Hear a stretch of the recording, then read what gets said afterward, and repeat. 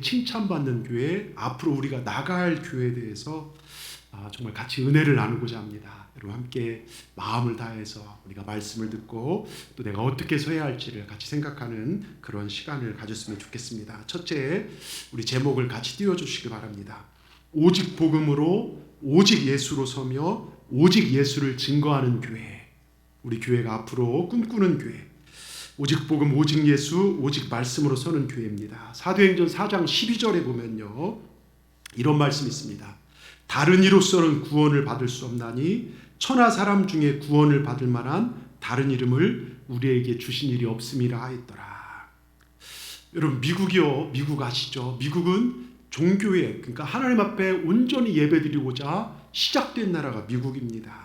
기독교 신앙으로 건국된 나라로 기독교 사상이 나라의 뿌리의 국가예요. 뿌리인 국가. 그래서 처음 올 때 정말 영국에서 넘어와서 자기 집을 세운 것이 아니라 여러분 교회부터 세우고 그 다음에 아이들을 말씀으로 가르치자 교회 학교를 세워요. 그게 바로 하버드대고 예일대의 시작이 바로 거기서 시작됩니다. 그런데 새로 취임하는 대통령은요, 항상 성경책 위에 손을 얹고 선서를 합니다. 그런데 지난해 1월 존 바이든 대통령 취임식 때 실제로 있었던 일입니다. 델라웨어주 웰밍턴에 있는 베델교회 목사님이자 이 바이든 대통령의 친구인 실베스터 비만이라는 목사가 취임식 마지막 폐막 기도를 인도합니다. 이렇게 기도해요. 그는 미국이 하나가 되고 미국인들이 적을 친구로 만들 수 있도록 하나님께 간구하며 마지막을 이렇게 맺어요. 조 바이든 대통령과 영부인 그리고 그의 가족에게 하나님의 은혜를 내려주소서, 다양한 종교의 이름으로 아멘. 자, 다양한 종교의 이름으로, 여러분 목사라는 직분을 가진 그가 거룩하신 하나님 앞에서 전 국민, 전 세계 사람들이 지켜보는 가운데 예수 그리스도의 이름으로 기도하라 성경은 분명히 얘기했는데 그것이 아니라 다양한 종교의 이름으로 기도를 드려요. 그리고 지난해 1월 4일 117차 국회의원 개헌시 임마누엘 클리버 하원 의원은 이렇게 기도합니다. 이 모든 것을 유일한 신, 브라만 혹은 다양한 종교에서 다양한 이름으로 불려지는 신의 이름으로 기도합니다. 에이멘, 에이우먼. 이렇게. 그러니까 유일신 예수 그리스도가 아니라 브라만 신의 이름으로 기도하고 아멘 남자 이름으로, 아우먼 여자 이름으로 이렇게 기도해요. 하나님의 이름을 가지고 성경에 손 얹고 기도하지만 예수님의 이름이 사라지는 시대가 지금 이 시대가 됐습니다. 이것이 지금 미국에 일어나고 있는 현실입니다. 여러분, 제가 이걸 우리 다니엘 기도회 때 유흥열 목사님 얘기를 통해 들었던 기억이 나는데요. 워싱턴 중앙장로교회 유흥열 목사님이 하원 국회에서 기도 인도한 적이 있는데 기도 인도 지침서를 받았습니다. 거기에 다양한 종교의 사람들이 있으니까 특정 종교의 이름을 사용하지 말라 이렇게 요구가 있더래요. 그래서 목사님은 알았다 하고 그 요구를 묵과시고 예수 그리스도의 이름으로 기도를 하고 내려왔는데요, 많은 사람들이 목사님 요즘은 목회자들이 예수의 이름으로 기도를 하지 않습니다 하며 박수를 쳤다고 합니다. 여러분, 예수님의 이름으로 기도하는 것 때문에 박수를 받는 시대가 되어가고 있죠. 여러분, 우리 예수님께 십자가에 죽으시면서도까지도 못 박는, 우리 예수님을 십자가에 못 박는 그들을 용서하시고 사랑으로 품으셨던 분이 우리 예수님이십니다. 우리 예수님은 겸손하시고 온유하신 분이시지만 결코 절대로 양보하지 않는 부분이 있는데 그건 자신이 하나님이시며 오로지 자신을 통해서만 구원을 받을 수 있다는 그 사실. 그래서 요한복음 14장 6절에 예수께서 이르시되 내가 곧 길이요 진리요 생명이니 나로 말미암지 않고는 아버지께로 올 자가 없느니라. 여러분, 진리로 가는 길은 여러 가지가 아니라 단 하나의 길. 여러분, 이건 절대로 타협할 수 없습니다. 오직 예수밖에 없습니다. 여러분, 이거 부인하러 가면 우리는 순교하면 됩니다. 여러분, 세상이 욕을 하고 사람들이 손가락질하더라도 우리를 구원하실 분은 성경에 오직 예수 외에는 없다겠습니다. 오직 예수밖에 없다는 사실을 가슴에 새기시는 이 시간 되길 바랍니다. 이것이 복음이 흔들리는 이 시대 속에서 우리가 끝까지 붙잡아야 할 우리 동산교회의 이유입니다.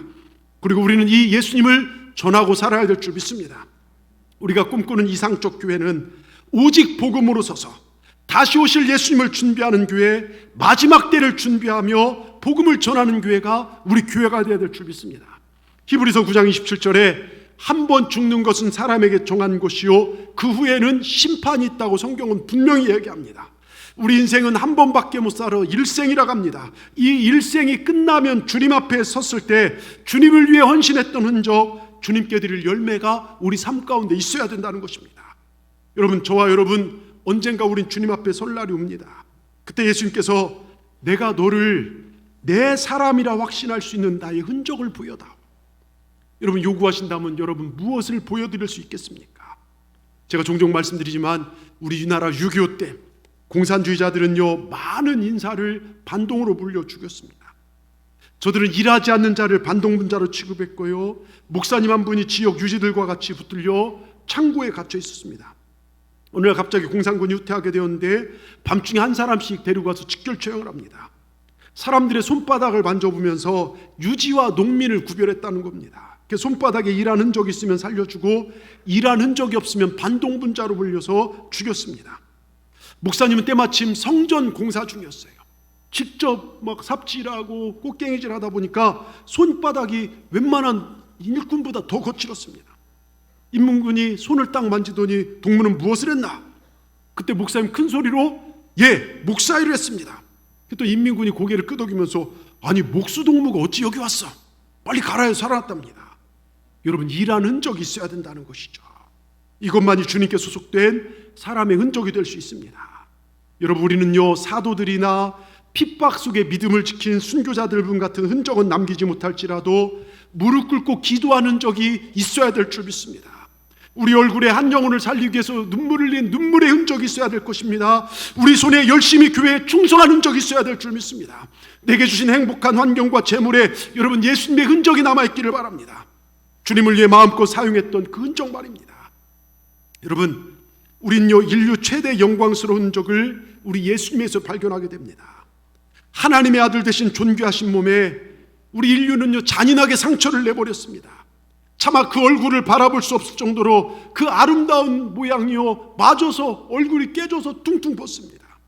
이마에는 가시멜 흉안에 찔린 흔적이고 손과 발은 대못에 정말 박힌 흉터였고 옆구리는 창에 찔린 그 상처가 남겨져 있었습니다. 그런데 예수님은요 이 모든 상처와 흔적을 부끄럽게 생각지 않으시고 오히려 영광스러운 흔적으로 그 몸에 남겨두셨습니다. 그리고 예수님 죽음을 이기시고 부활하실 때 그 흔적을 그대로 간직한 채 부활하셨고 그러면서 우리에게 말씀하십니다. 나는 너를 대신해서 저주를 받았다. 내 흉터는 지옥 갈 너의 죄와 저주를 속량하는 흔적이다. 이제 너에게는 저주와 죽음과 불행이 없어졌다는 약속입니다. 여러분, 다시 묻습니다. 예수님, 우리를 위한, 나를 위한 이 엄청난 흔적을 가지고 계신데 우린 예수님 위에 어떤 흔적을 가지고 사시는지, 우리가 꿈꾸는 교회, 성경이 말하는 교회의 핵심이 바로 복음 위에 서고 그 복음을 증거하는 교회인 줄 믿습니다. 여러분, 교회의 생명은요 십자가 신학입니다. 모든 성도들 가슴에서 십자가의 보혈이 살아서 꿈틀거릴 때 그 교회는 살아나게 될 줄 믿습니다. 얼마 전요 시내에 전도하러 갔다가 옷가게 앞을 지나가는데 마네킹이 제 눈에 싹 들어옵니다. 그런데요 마네킹이 얼마나 잘생겼는지요, 저는 눈이 단축구멍만 한데 눈방울이 막 방울토마토만 하고 저는 머리가 대두예요. 굉장히 큽니다. 머리가 대두인데요 얼마나 작은지, 코도 잘생기고 저는 입술이 햄버거처럼 두꺼운데 저들은 앵두 같고 손발도 멀쩡하고 다리도 롱다리고 와 나보다 훨씬 잘생겼다. 근데 그 마음 한편에 근데 불쌍한 생각이 들어요. 말도 못하고 생각도 못하고 움직이지도 못합니다. 왜요? 한마디로 생명이 없기 때문입니다. 마찬가지로 요즘요 교회와 성도가 예수 그리스도의 십자가라는 생명이 없으면 우리는 껍데기만 남습니다. 형식만 남습니다. 교회 성도 흉내만 내게 됩니다. 우리가 생명을 잃으면요 예수님이 아니라 나를 드러나게 됩니다. 여러분, 불신자 전도, 세상 구원 그거 나랑 상관없어요. 여러분, 우리의 자랑은 십자가가 되어야 될 줄 믿습니다. 우리가 꿈꾸는 교회는 이것입니다. 내가 주님 앞에 서기까지 내 삶에 예수의 흔적을 가지고 십자가를 자랑하는 교회, 그게 우리가 꿈꾸는 교회입니다. 여러분, 내 가슴에 예수님을 생각하고 십자가를 생각할 때 설렘이 있으십니까? 복음을 전할 때 흥분됨이 있으시냐 이거예요. 어제 우리가 시내 전도를 나가는데요 난생 처음 전도에 참여한 한 성도님, 저를 전도를 끝나고 봉고차를 타고 교회에 올라오는데요 차를 타고면서 마음에 흥분되고 진정되지 않다고 하십니다. 여러분, 우리 안에 이 복음 예수님 때문에 흥분됨이 있어야 될 줄 믿습니다. 예수님 생각할 때 가슴이 벅차오르고 십자가를 전하고 싶은 끓는 마음이 여러분 안에 있기를 주의 이름으로 축원합니다. 그 감격이 있기를 주의 이름으로 축원합니다. 우리가 꿈꾸는 교회, 복음에 서서 그 복음을 증거하는, 예수님이 증거되는 우리 교회가 되기를 주의 이름으로 축원합니다. 두 번째요, 우리가 꿈꾸는 교회는 서로 격려하고 위로하고 세워주는 교회입니다. 제가 종종 하는 얘기지만 어느 아내가 남편에게 문자를 보냈습니다. 아내, 로또 같은 내 남편. 남편이 기분 좋아서 단문자를 보냈죠. 왜? 날 잘 만나서? 아니면 당신에게 내가 큰 행운을 가져다 줘서? 한참 있다 단문자가 왔어요. 더럽게 안 맞아서 이렇게요. 여러분 보십시오. 사실 같이 산 부부도 서로 맞추기가 힘들어요. 하물며 교회는 어떨까요? 여러분, 교회도 마찬가지입니다. 저는 길을 가다 가끔 공사 중, 이렇게 공사할 때 보면 공사 중이란 팻말을 보게 되는데요, 이게 교회 이야기가 아닐까. 여러분, 지상의 교회는 완전하지 않아요. 이 땅의 교회는 천사들이 모인 곳이 아니라 죄인들이 온 곳이에요. 죄인들이 모인 곳입니다. 그리고 끊임없이 죄와 싸우는 부족한 죄인들이 초청받아 몰려온 곳이기 때문에 여기서 서로 투닥거리기도 하고 서로 상처를 주기도 합니다. 바로 교회를 이루는 저와 여러분이 완전하지 않기에 우리는 그러기 때문에 서로 격려하고 위로하고 함께 세워져 나가는 교회, 그것이 우리가 꿈꾸는 교회입니다. 여러분, 부부간에 한번 보십시오. 어디 가서 내 남편, 내 아내 욕하고 사는 사람이 행복한 삶을 사는 사람이 있는지요? 허물 있으면 보완해주고 덮어주고 정말 노력해주고 사는 게 이게 부부간 아닙니까? 내 자녀들 보십시오. 여러분, 공부 못하는 게요, 그게 개머리 탓입니까? 누구 탓입니까? 예? 제가 한 번은요, 저희 아들로 문제를 푸는데 잘 못 풀어요. 하도 답답해서 이런 멍청한 놈의 자식, 이런 바보 같은 자식을 봤냐, 그것도 못 푸냐고, 에이 바보 같은 놈아 막 그랬더니요, 저만큼 가더니 한마디 제게 들리대. 내가 똑똑한 놈의 자식 같으면 풀었겠지, 멍청한 놈의 자식 못 풀지 그러더니. 여러분, 자녀나 교회가, 남편이나 성도나 목회자나 여기 모인 모든 분들은요, 서로의 사랑과 격려를 먹고 사는 곳입니다. 우리 예수님 오늘 말씀에도 그렇지만 우리를 격려해주고 위로해 주셨어요. 여러분, 오늘 에베소서를 읽었지만 에베소 교회 하면요, 이 땅의 교회론을 제시할 수 있는 그 성경이 에베소 교회인데요, 오늘 에베소 교회의 한 면을 제가 좀 보여드릴게요. 에베소 4장 25절을 띄워주십시오. 뭐라고 써 있습니까? 그런즉 거짓을 버리고 각각 이웃과 더불어 참된 것을 말하라. 뭐라고 써 있습니까? 무슨 뜻입니까? 에베소 교회 안에 남을 속이고 거짓말을 쉽게 하는 사람들이 있었다는 거예요. 교회 안에요. 또 26절에 보십시오. 뭐라고 써 있습니까?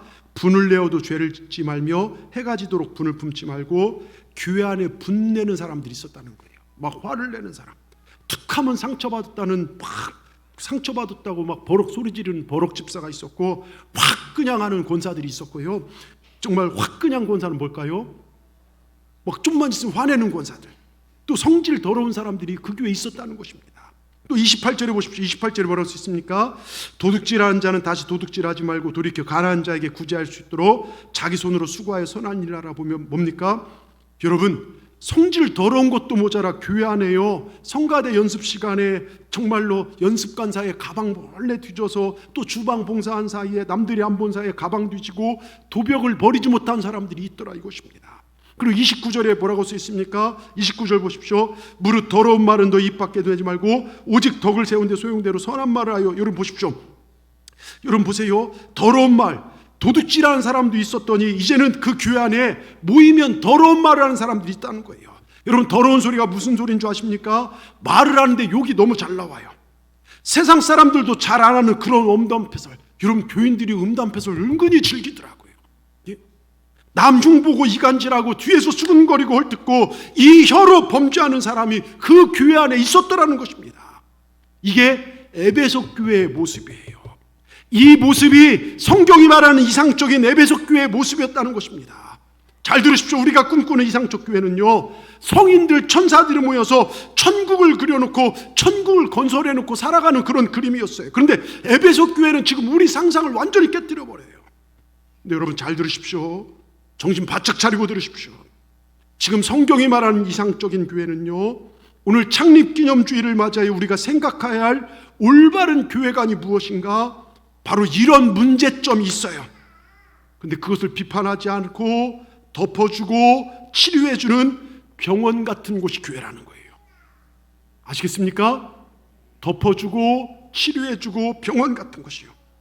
그러게 교회 안에서 혹시 기분 나쁘다 버럭 소리 지르는 집사님, 확 성질 부리는 권사님, 도둑질하는 도집사, 거짓말하는 거집사, 만나도 남 흉보는 흉집사, 이런 사람들 보면서 아이 교회가 왜 저래? 이렇게 놀라지 말라는 것입니다. 왜요? 내가 바로 그 중에 하나라는 거예요. 내가 바로 그 중에 하나라는 것입니다. 내가 누구를 비판할 자격이 없다는 것입니다. 여러분 잘 들으십시오. 교회에 문제가 보이고 목회자가 잘못된 방향으로 가는 것 같고 장로님들이 실수하는 것 같아도 교회를 매도하거나 욕을 하지 말라는 거예요. 교회 주인 대신 하나님을 욕하는 거랑 똑같습니다. 여러분 이제 교회에 대한 생각, 개념을 바꾸십시다. 교회는 완전한 곳이 아니라 죄인들의 모임이며 교회는 병원이라 생각하시고 서로를 사랑으로 따뜻하게 섬겨주시길 주의 이름으로 축원합니다. 이게 우리가 꿈꾸는 교회입니다. 저 사람이 건강해지길 온전해지길 바라는 것이 교회라는 것이죠. 그래서 에베소 4장 32절을 띄워주십시오. 마지막 절에 이렇게 결론을 냅니다. 서로 친절하게 하며 불쌍히 여기며 서로 용서하기를 하나님이 그리스도 안에서 너희를 용서하심과 같이 하라. 하나님이 우리를 어떻게 용서하셨습니까? 독생자를 죽이시면서까지 우리를 용서하셨다는 것입니다. 여러분 이제 서로 친절하십시다. 아멘. 자, 한번 해보겠습니다. 여러분이 질 수 있는 가장 아름다운 표정을 한번 지십시오.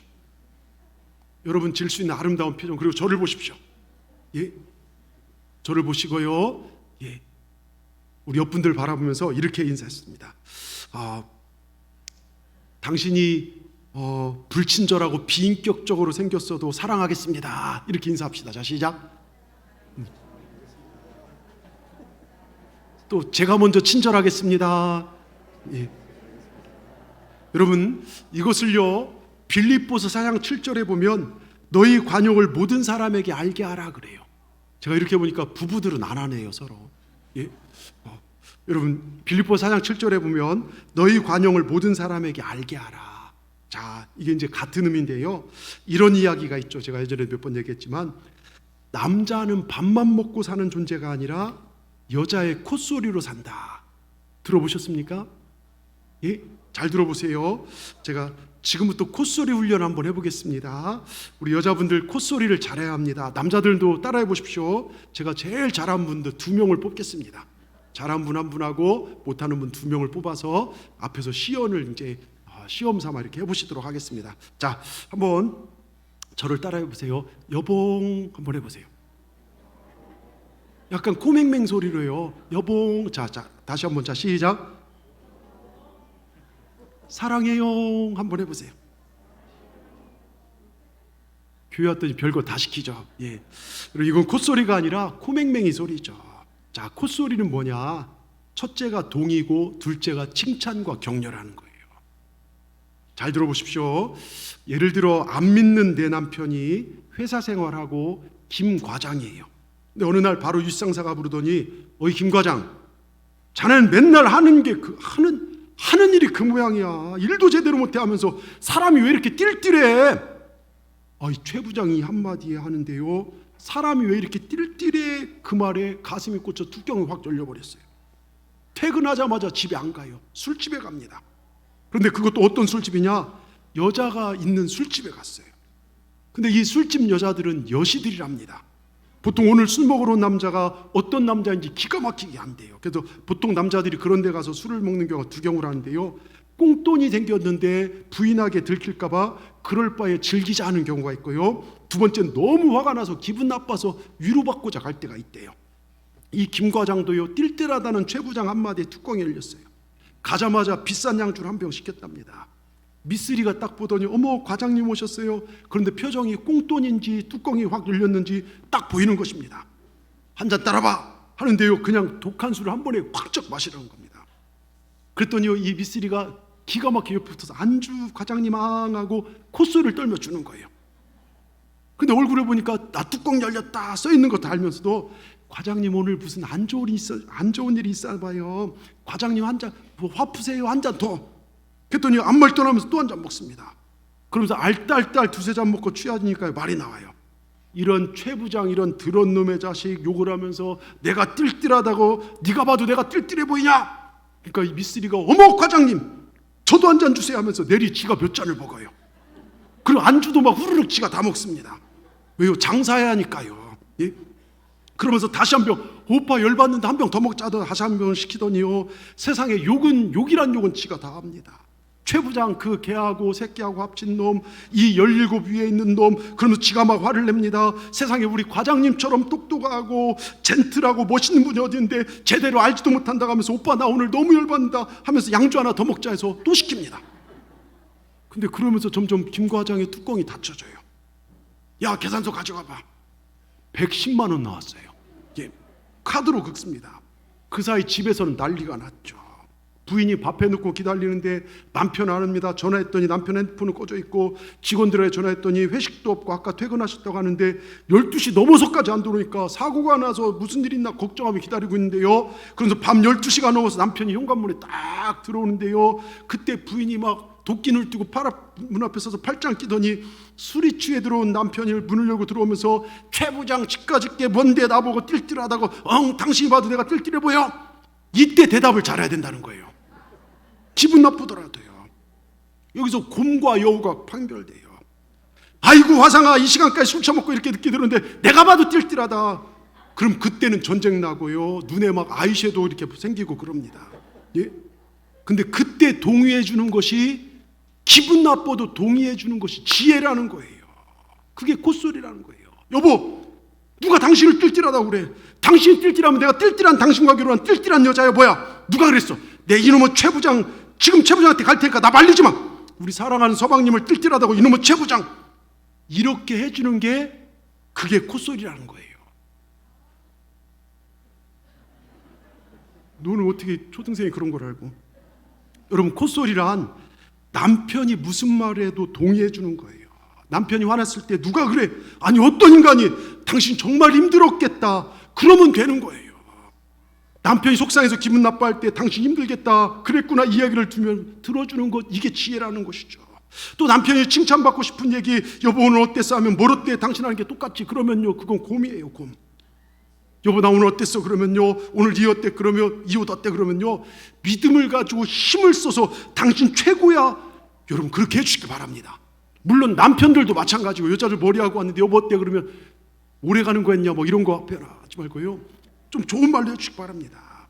여러분 기분 나쁠 때 맞춰주고 자랑할 때 힘을 가지고 칭찬해 주시기 바랍니다. 자녀도 마찬가지예요. 애들이 가끔 학교 갔다 와서 가방을 집어던지면서 나 학교 안 다녀 에이 다 싫어 그러면요, 이때 콧소리는요 아들을 살며시 안아주면서 우리 아들 학교에서 무슨 일이 있었구나, 힘들었지? 아 몰라 말하기도 싫어. 그래 힘들었겠구나. 누가 그랬어? 엄마가 확 찾아가서 그놈 새끼 다리몽댕이를 분질러 줄까? 하고 3분만 안아주면요, 대부분 애들이 그래요. 엄마 뭐 먹을 거 없어? 풀려집니다. 근데 곰과는요, 애들이 학교 갔다 와서 가방 집어던지고 나 학교 다니기 싫어 그러면요, 이런 쌍놈의 자식이 어디서 배운 버리장머리냐고, 학교 너희 왜 다니지 나 왜 다니냐 하면서 다니지 말라고 두드려 팹니다. 그래갖고 집 나간 애들이 아직도 안 들어온 애들이 굉장히 많다는 거예요. 여러분 잘 들어보세요. 교회 와서도 성도들 관계도 마찬가지입니다. 이 성도들 관계도요, 잘 맞춰주시길 바랍니다. 동의하고 여러분 칭찬해 주시길 바랍니다. 괜히 바른 말 한다고 싸우고 가르친다고 기분 나쁜 말 하지 말고 그러지 마십시오. 오늘 우리 주님도요, 하나님께서 그리스도 예수를 죽이시면서까지 우리를 용서하셨다고 합니다. 우리 주님도 우리를 정죄하지 않고 죄를 고백하면 용서하고 주님을 예배한 자들을 귀하게 여기십니다. 여러분 우리가 꿈꾸는 교회가 바로 이런 교회입니다. 세상에 상처받고 삶이 지치고 고달하고 힘든 자들이 와서 새 힘을 얻고 위로를 얻고 격려를 얻는 교회, 바로 이런 교회입니다. 몸과 마음이 치유되는 교회, 바로 이런 교회를 우리가 꿈꿉니다. 여러분 보십시오. 주님 만나는 모든 사람은요 힘을 얻습니다. 삶의 기쁨과 감격을 얻습니다. 우리도 그렇게 해야 될 줄 믿습니다. 우리가 꿈꾸는 교회 중에 하나가 바로 이것입니다. 서로 상처 주고 싸우는 교회, 가르치려 하고 지적만 하는 교회가 아니라 서로에게 힘을 주고 나의 즐거움이 너의 기쁨이 되는 교회, 우리가 이런 교회를 만들어 가길 진심으로 원합니다. 여러분, 여수의 많은 교회들이 다투고 싸우고 갈라지고 쪼개지고 얼마나 그 중심에 누가 서 있습니까? 교인들이 있어요. 하나님 그걸 원하지 않는데 우리가 그 모습으로 나간다면 안 됩니다. 여러분, 우리 여수의 자랑이요, 손양원 목사님 아시지 않습니까? 순교한 아들을 하나님께 보내드린 이후 9가지 감사기도를 드린 것 아시잖아요. 그중 7번째 감사 제목이 이겁니다. 나의 사랑하는 두 아들을 총살한 원수를 회개시켜 내 아들 삼고자 하는 사랑의 마음을 주신 하나님께 감사합니다. 손양원 목사님은요, 자신의 두 아들을 죽인 안재선을 양아들로 맞이하죠. 때려 죽이고 찢어 죽이고 싶을 원수를 아들로 삼았습니다. 이건 상상할 수 없는 일이지 않습니까? 이 손양원 목사님이 자기 아들을 죽인 안재선을 양아들로 삼겠다고 결심을 하자 그의 맏딸이 손양원 목사님께 따집니다. 아버지, 하늘 아래 어찌 이런 일이 있을 수 있습니까? 어찌 제가 오빠 아들을 죽인 일을 오빠라 부를 수 있단 말입니까? 그때 손양원 목사님이 사랑한 딸에게 이야기합니다. 사랑한 딸아, 성경 말씀을 기억해라. 성경 말씀에 원수를 사랑하라 했다. 용서하는 것만으로 안 된다. 사랑하라고 했으니 양아들로 삼아야 하지 않겠느냐. 여러분, 우리도 이렇게 사시길 바랍니다. 교회 안에 정말 얼마나 많은 원수들이 있습니까? 나랑 생각이 안 맞고 내 마음 안 들면 미워하고 무관심한 우리 모습들 이제 버리시길 바랍니다. 이제 우리 서로 용서하고 사십시다. 아멘. 서로 사랑하고 사십시다. 서로 격려하고 사십시다. 그래 아름다운 교회, 또 건강한 가정, 행복한 가정을 만들어가는 우리 동산의 모든 분들 되기를 주의 이름으로 축원합니다. 끝으로 주님께 칭찬받는 교회가 되십시다. 우리가 꿈꾸는 교회, 사람에게 인정받고 칭찬받는 차원을 넘어 하나님께 인정받는, 여러분 세상 사람들이 다 인정해도 주님 모른다 하면 그 인생 실패한 겁니다. 그러나 세상 사람 날 몰라줘도 주님이 나를 인정하면요, 그 인생은 성공한 인생입니다. 요한계시록 2장 19절을 보십시다. 요한계시록 2장 19절이요. 이런 뭐라고 써 있습니까? 같이 읽습니다. 내가 너의 사업과 사랑과 믿음과 섬김과 인내를 하노니 내 나중 행위가 처음 것보다 많도다. 여러분, 이 말씀은요, 요한계시록 마지막 때의 두아디라 교회에게 하신 말씀인데요, 두아디라 교회는 칭찬도 받고 책망도 받았어요. 그들이 칭찬받는 것은요, 지금 우리도 그렇게 살면 주님께 칭찬을 받지만 그들이 책망받는 모습을 알면요, 하나님께서 무엇을 책망하신지 알 수 있다는 것이죠.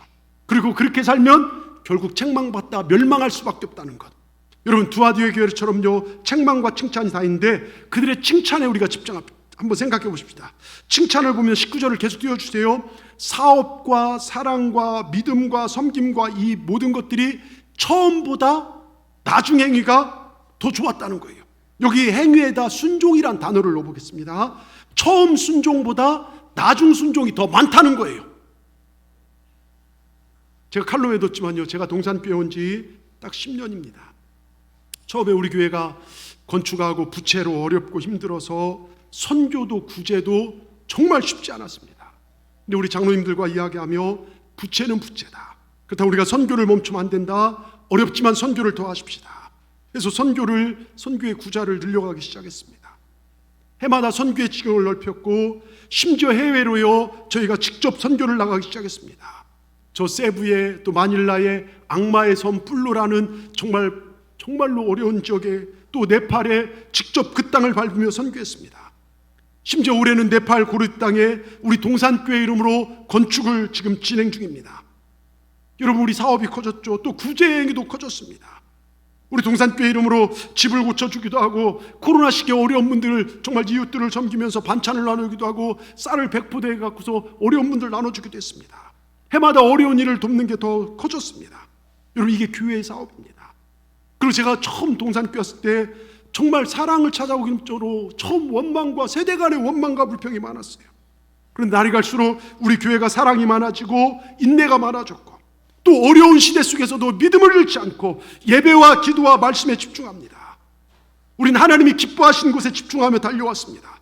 제가 이 설교를 준비하면서요, 기도 중에 하나님께서요, 제 기도와 저희 교회를 이렇게 보신데요, 제가 이렇게 보니까요, 입이 이렇게 흐뭇하게 입이 웃고 계시더라고요. 이거 제 생각이에요. 근데 우리 하나님이 흐뭇하게 우리를 보며 웃고 계세요. 여러분이 계셔서 저는 얼마나 행복한지 모릅니다. 우리 옆분들 보면서 당신이 있어서 우리 교회가 얼마나 복된지 몰라요 하고 인사했습니다. 예?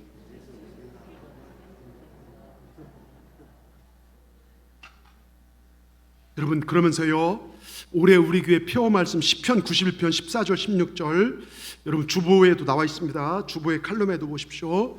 그 말씀을 다시 생각나게 하셨어요. 그래서 제가 설교 중에 원래 이건 원고에 없는 건데 이걸 급하게 다시 했어요.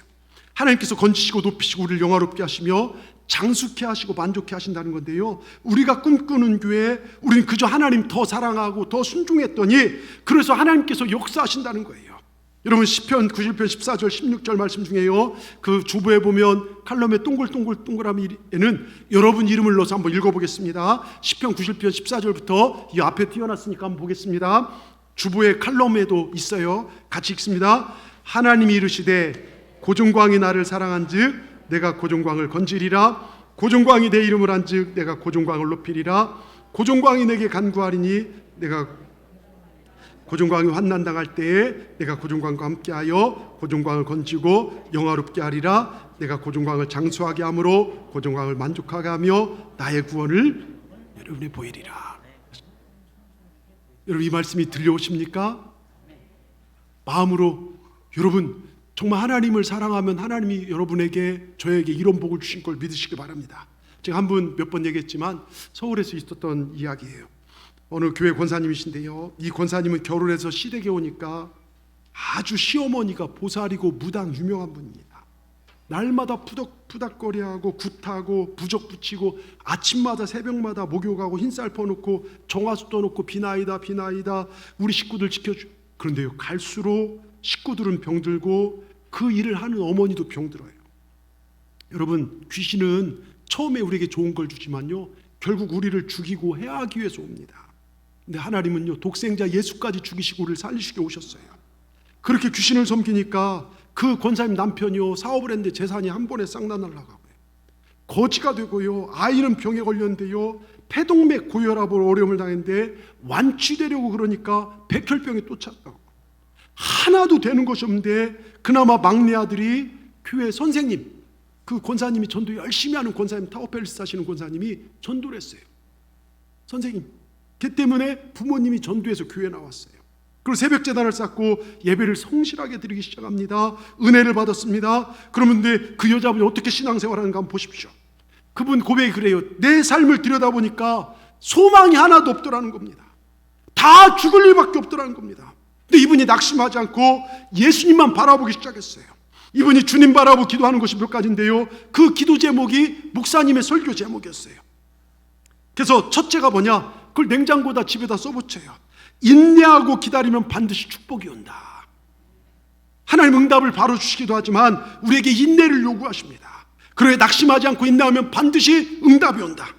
또 그 목사님께 설교를 하는데요, 이런 교회는 우리를 신부로 명문가의 가정을 만들어가는 축복의 통로다. 그랬더니 이걸 아예 집에다 적어놓고 집에 붙여놨어요. 그리고 그걸 볼 때마다 하나님, 제가 믿습니다. 하나님의 교회를 사랑합니다. 예배를 사랑합니다. 여러분 한번 따라해 보십시다. 교회는 축복의 통로다. 명문가의 가정을 만든다. 여러분, 시편 120편 6절에 보십시오.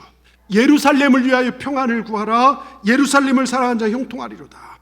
예루살렘이 뭡니까? 거기에 성전이 있었어요. 성전을 위해서요, 여러분 교회를 사랑해 보십시오. 이 목사님의 설교를 들을 때마다 제목을 요약해서 적어놓고 그것을 기도 제목 삼아 기도합니다. 또 어떤 것이냐면 빌립보 감옥에서 옥문이 열린 것처럼 어려울수록 하나님만 보고 기도하면 놀라운 변화를 주신다. 여러분, 어떤 어려움도 이겨낼 줄로 믿습니다. 어려움 가지고 낙심하지 마시길 주의 이름으로 축원합니다. 빌립보 4장 6절에 아무것도 염려하지 말고 다만 모든 일에 기도와 간구로 너희 구할 것을 감사함으로 하나님께 아뢰라. 염려한다고 이쪽 저쪽 찾아낸다고 되는 게 아니에요. 끈질기게 기도하며 우리 예수님 사람 감사하는 것입니다. 그리고 이분이 또 하나 붙잡은 것은요, 주님을 붙잡고 기도하면 밤이 지나고 희망이 찾아온다는 거예요. 예? 어두운 밤은 지나간다. 지금 나는 어두운 한밤중에 있지만 주님 바라보면 새벽에 정말 화창한 날을 보게 될 것이다. 그리고 마지막으로 천국에 들어가려면 어려움과 고난이 있다. 하지만 광야의 길을 내고 사막에 샘이 나게 하시는 주님의 능력을 믿습니다. 이 믿음을 가지고 이분이 인내하며 기도했습니다. 놀라운 것은요, 이렇게 인내하고 뒤로 물러서지 않고 기도하는데 10여 년이 지난 삶을 되돌아보니까 잘들 기도한 대로 다 일어나서요, 건강의 식구들이 건강의 복을 받고 화목의 복을 받고 온 가족이 구원함을 얻고 남편이 다시 회사를 일으켜서요 큰 부자가 돼서 건설회사를 이끌고요, 그 여자분은 권사님이 되셔서요 여선교회장 속장님까지 하시고, 큰아들은 방송국의 높은 주위에 있고요, 막내 아들은요, 여러분 백혈병으로 죽는 아내가 살아나서 미국 MBA 가지고 대학을 마치고 와서 외국인한 회사 치고 그 당시만 해도 연봉이 억대가 넘었어요. 얼마나 잘 됐는지 모릅니다. 저주가 바뀌어 보게 되었습니다.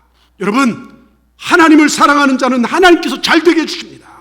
저는 우리 동산교회에 나오는 모든 분들이요, 정말 이 제단에서 예배하는 여러분들이 하나님을 사랑하여 큰 복을 받기를 원합니다. 이게 제가 꿈꾸는 교회, 우리가 생각하는 이상적 교회인 줄 믿습니다. 올해 폐허처럼요, 하나님께서 만족해 하시고 장수케 하시고 건지시는 환난의 건지복이 여러분의 있기를 주의 이름으로 축원합니다. 주보의 천면을 펴십시오. 주보를 보면요, 제가 하나 하면 여러분들이 우리 6대 비전 있죠? 이게 우리의 비전입니다. 주보요, 주보의 천면 6대 비전 하나 하면 여러분들이 크게 읽는 겁니다. 하나, 둘, 셋, 넷,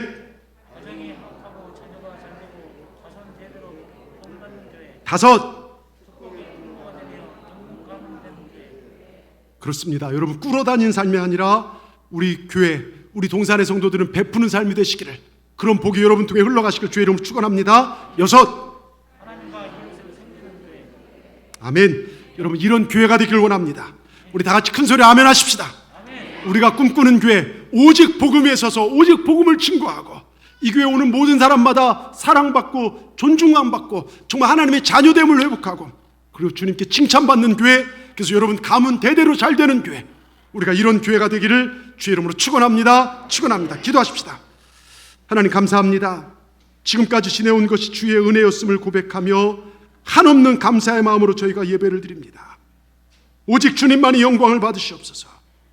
70주년까지 이끄신 하나님, 우리가 감사할 때 하나님은 앞으로도 우리 후손들에게도 복을 주시고 그들을 통하여 영광을 받아주실 줄 믿습니다. 우리의 비전이 성취되어 하나님께 영광 돌리며 우리 교회를 통하여 하나님의 사랑과 생명이 축복이 올라가는 우리 교회, 우리 성도들 다 되게 하여 주시옵소서. 예수님의 이름으로 감사하며 기도드리옵나이다. 아멘.